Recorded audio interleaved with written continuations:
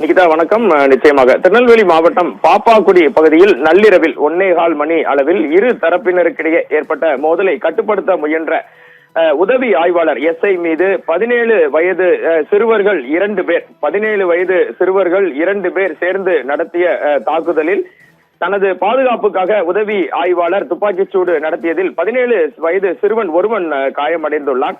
அவனை சுட்டுப்பிடித்த திருநெல்வேலி மாவட்ட காவல்துறை தற்போது அவனை பாளையங்கோட்டை அரசு மருத்துவமனையில் அனுமதித்துள்ளனர்.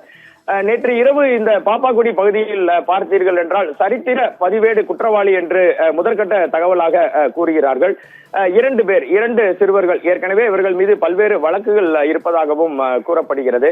இந்த இருவரும் மற்றொரு தரப்பை சேர்ந்த ஒருவருடன் இரவில் தகராறில் ஈடுபட்டதாகவும் இந்த தகவல் கிடைத்தவுடன் திருநெல்வேலி மாவட்ட காவல்துறை சார்பில் உடனடியாக அதிரடிப்படையினர் மற்றும் உள்ளூர் போலீசார் அனைவரும் அப்பகுதிக்கு அனுப்பப்பட்டு அவர்களை பிடிக்கும் முயற்சியில் ஈடுபட்டிருந்த போது அருகில் உள்ள வீட்டிற்குள் புகுந்த இந்த சிறுவன் அங்கிருந்து அவனை பிடிக்க சென்ற எஸ்ஐ மீது தாக்குதலை நடத்த தொடங்கி இருக்கிறான்.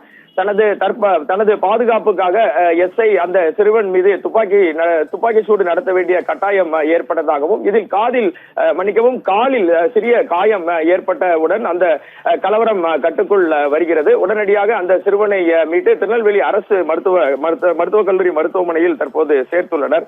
பாப்பாக்குடி பகுதியில் இரு தரப்பினரிடையே திடீரென மோதல் ஏற்பட்டதாகவும் சட்டம் ஒழுங்கு சீர்குலைவதை தடுக்கும் பொருட்டு காவல்துறையினர் சம்பவ இடத்திற்கு விரைந்து சென்றதாகவும் காவல்துறை வட்டாரத்தில் இருந்து கிடைக்கும் முதற்கட்ட தகவல்கள் தெரிவிக்கின்றன.